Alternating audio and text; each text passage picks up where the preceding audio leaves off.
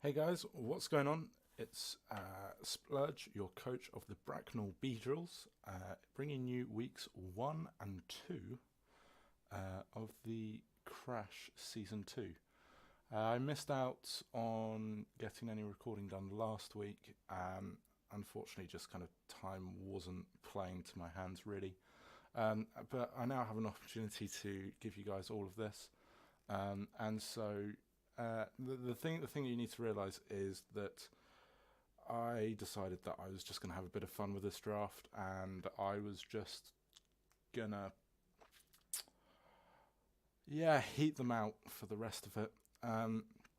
So week one, I brought I brought a relatively serious team, but week two got interesting. So for the first week, we were playing Ducc of the Far-Fetched Flyers, I believe is the name of his team. We can quickly check. It is the Far-Fetched Flyers. And so his draft comprised of Zygarde, Clefable, Zapdos, Mega Aggron, Starmie, Talonflame, Umbreon, Salazzle, Chestnut, Quillfish, and Ursaring. And so week one, I just wanted to play with some of my new toys, and so I brought Little Monster, our Mega Morwile, bringing a Sword Stance, just basic, play rough, knockoff, Sucker Punch. The spread, I believe, is to outspeed an uninvested Clefable if I get the opportunity, because then I can chunk it. Apart from that, knockoff just hits everything ridiculously hard, and Sucker Punch is a nightmare for anything that's quicker, because it has to consider whether it puts them into a nasty 50-50 situation if I've already set up of whether they try to go for the attack, and then I kill them, or whether they try to play around Sucker Punch and I just click knockoff or play rough. But yeah, so Little Monster was coming. I then have Figure It Out, Dog Trio, with the Darkinium Z, Earthquake, Sucker Punch, Memento, Stealth Rock. This was my rocker for this week. My draft is relatively weak for rockers. It's something that I might be looking to sorting out. Not sure just yet. But so I really wanted to run Z Memento, just in case one of either Darmanitan or so Line or Little Monster come into any issues, and they actually have a real opportunity to just break through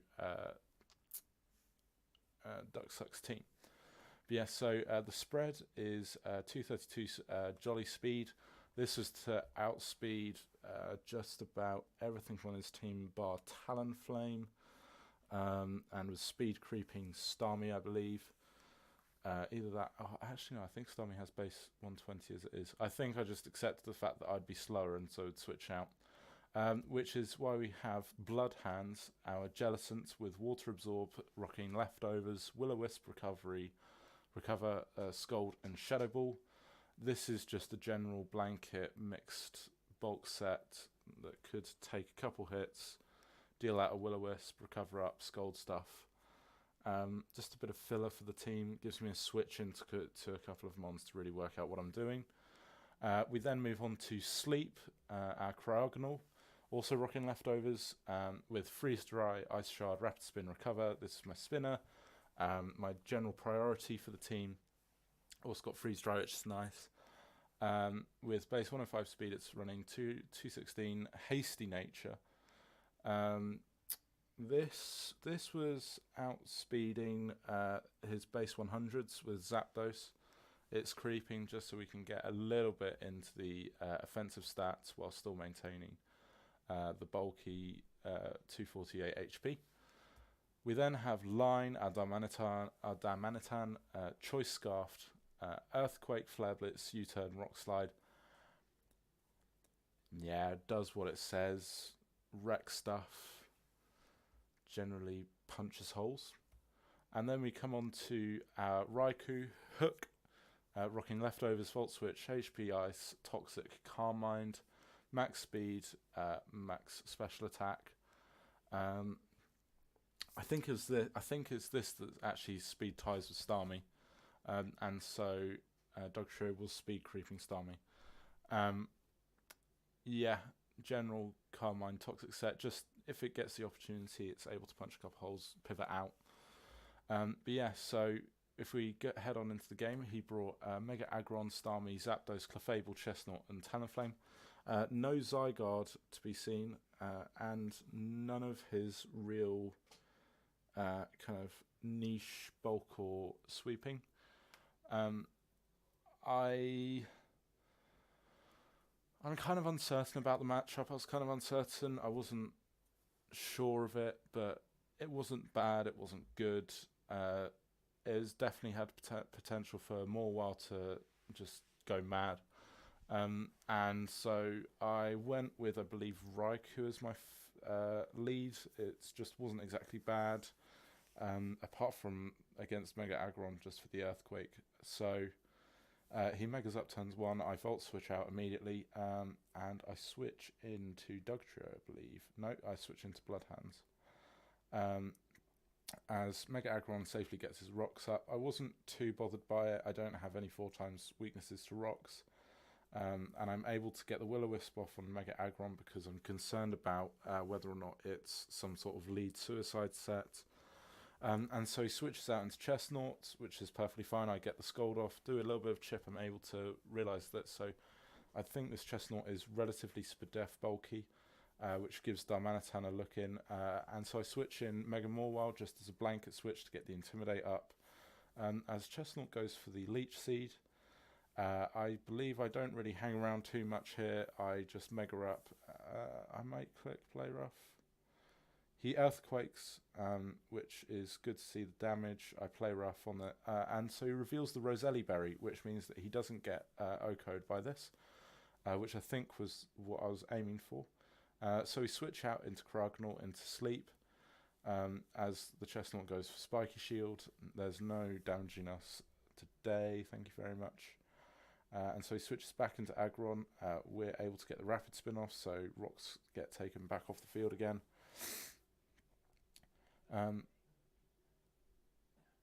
And so we then pivot into Darmanitan. As he gets the rocks back up, I was pretty confident that rocks were going to go up and there wasn't going to be any sort of switching, kind of clicking Earthquake. And so we just safely go for the Flare Blitz. We take out Chestnut. We're 6 and 5 at the moment, and we've hit turn 9. A relatively slow game, kind of just pivoting around. And so we switch into Jellicent. We're just conceding the fact that something's going to die to this before we can pivot in a good revenge killer. We take 41% with the Brave Bird. Talonflame then goes down. Jellicent then goes down to Talonflame under Brave Bird. And so we switch in Darmanitan again because it's Scarfed. We're able to possibly use Rock Slide. And so we go for U-turn as the Aggron comes out. And so we're able to switch in Dugtrio effectively to trap it. And so we're able to get Mega Aggron out of the way. Unfortunately, though, it doesn't get down to from 1 Earthquake. So we have to take some unhead damage, which just does over half. Thankfully, though, we then take it out for the second Earthquake. As comes in Zapdos, which is able to kill us, but so we wanted to get our Z Memento off this first time, just so we're able to safely go into something. And so I believe we go into Mega Morwell. So we get full health again. And so we have an opportunity to set up here and to really do some damage. He gets the Heat Wave off, which does just under half, which is a bit of an issue now. So I'm going to pause here. This was the misplay. This move was. So at +2, I'd run some calcs. Considering how much damage the Heat Wave had done, knockoff here, I believe, killed. Or was close enough that it made no difference, either knockoff or play rough. But as you can see, we decide to go for Sucker Punch, which does 95 and it doesn't kill, unfortunately. And so he goes for the Heat Wave. And so from here, what we see is that Zapdos starts to roost up again. And so this is becoming a bit of an issue because we've just lost our main win con effectively, and so I decided to go on the first time after realising that to go for the knockoff, and so he predicted us and went for the heat wave, which is really unfortunate. So we lose Mega Morwell, and kind of with that, any major hope of winning. We bring in Kragnol to this, and then we switch out into Raikou, as the Zapdos, I believe, just goes for U-turn, so he gains momentum back again, straight into Clefable. And so what we now see is that we have a bit of a Carmine battle. So I'm just going to kind of skip forward these couple of moves. And so from here, we see that we generally just do that. I crit the Clefable, so it goes down, but Talonflame in the end clutches. So we lose 3-0 to Ducc, which is unfortunate. It was a total choke on my part. Moving into the second game, that was the wrong thing to do. So the second game we had against the Characabamas, and so as we were able to just see from there, we're already packing the heat. This time I was playing Orosco. His team was Garchomp, Mega Gallade, Weavile, Klefki, Nihilego, Tornadus, Jolteon, Virizion, Cofagrigus, Slowking, and Miltank. And so effectively this week is brought to you by Expert Belt. So we have Expert Belt Darmanitan, which was uninvested. It was uninvested. Oh well. Yeah, you can see how I hate this team was. We have, so that was in fact a Zen mode Darmanitan running Flame Charge to try and get the speed up before we go into Zen, and then to rock out with Fire Blast, Psychic U-turn. We have a Stockpile Sweet Scent Dynamic Punch Play Rough Mega Morwell, which is frankly insane. We're packing max attack, max HP to try and make sure that we living. And so the role here was that against the Garchomp, once if we had the Intimidate up and we got one stockpile in, it was not 2-hit KOing. In fact, I think it was a roll to 3-hit KO, which is mad. We then have Choice Scarf, Toxicroak with knockoff, Ice Punch, Drain Punch, Rock Slide with Poison Touch, max speed, max attack, just going a bit balls to the wall really, just wanting a Scarf from the team just in case for anything else. We then have Expert Belt Hooper Unbound with Ice Punch, Hyperspace Fury, Fire Punch and Focus Punch, because you're not real if you're not clicking Focus Punch. Max speed, max attack. We then have Expert Belt Ducc Trio, with the Sucker Punch, Shadow Claw, Rock Slide, Earthquake, max speed, max attack. You definitely can't tell that I made this team in 10 minutes. And then a Darkinium Z Haxorus with Dragon Dance, Hone Claws, Dragon Claw, Earthquake, Dual Dance with the Z Hone Claws for the double boost and attack. Because if you're going to set up, you may as well do it twice. But yeah. So we get to the game, and so he's brought Nihilego, Klefki, Garchomp, Miltank, Virizion, and Weavile. And so I'm quite liking my chances here because there's no Mega Gallade that I really have to deal with. So once we get into the game, I'm just going to clear that up so that we hopefully get better graphics. So he leads Miltank, and I lead Hooper Unbound, and so immediately I'm just clicking Focus Punch because Stealth Rocks are going up or Toxic or something, and I want to scare him into thinking that just everything is just heat. So he has to start playing really basic and really conservatively. I then click Fire Punch, and it doesn't kill, and then I take an Earthquake, which was less than ideal. And then I start to calc, and so I have to click Hyperspace Punch just to ensure the kill. Which was unfortunate. At this point I'm already at under half, so I may as well so I decided to just just sack off Hooper at this point. We got the kill on Miltank, pretty much the only real bulk that's on his team. We see the Earthquake pop off from Garchomp, and so we bring in the Intimidate Mega Morwell. The thing is though, he's going to go out to Clef Key. I read this. We into Ducc boys. And so at this point, I was kind of pessimistic about Magnet Rise, but it wasn't. And so we clicked Earthquake, and we kill. And so turn 6, we're living this, boy. We're going to bring this down. And then so we see Garchomp come out again. And so this was the first point that I really thought that it could be Scarf. I wanted to see. I didn't really think that Ducc was doing much, and so it is Scarf. We bring in Intimidate Mega Mawile again, and so he chooses not to stay in again, and switches into Virizion on the stockpile as well. So we are now in business with setting up, and so we see the close combat pop off, which does only just over a quarter. It isn't 3-hit KOing. We get a second stockpile up, so that we should be over half for the second one, and we then click Play Rough.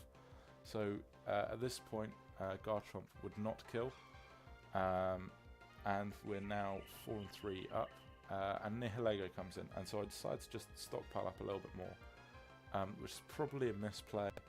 Oh yeah, I go for the Sweet Scent first, because you know what, there's nothing like just clicking Dynamic Punch and seeing this thing just get obliterated. I think that was a low roll, which is again unfortunate, but at this point I was within range of the Earthquake from Garchomp. I for some reason decided to stockpile again just in case, because I was playing for the confusion, which does happen now. I set up once more just in kind of, oh no, I clicked Play Rough. But so Garchomp comes back in, and it should kill now. Yep, with the Earthquake. And so we get into a bit of an interesting late game scenario. So we bring in Haxorus, so he's locked into Earthquake. So we could set up, but Weavile is inevitably coming in. So we click Dragon Claw.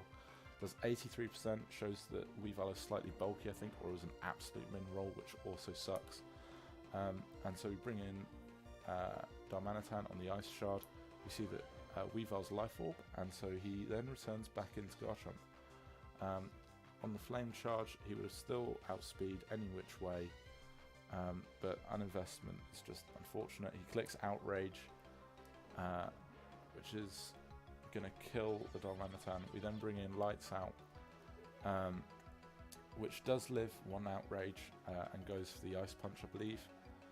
Yep, which kills. And so due to Rough Skin, we also go down. And so we're now left in a situation where Weavile should kill the Haxorus unless some form of unfortunate hacks happens. But so due to Life Orb, he only wins 0-0, which I just enjoy seeing because it's such an unusual thing to find. But yeah, so we're 0-2 currently, but I'm having a lot of fun with this team now. I've already prepped for week 3. I made sure to keep it hidden away just in case. But yeah, I hope everybody's having a good week. I hope everybody has a good week. GG to Orosco and Ducc. Best of luck with the rest of the league, and I hope to see either one or both of you in the playoffs. And yeah, I'll see everybody in the next video. Bye bye.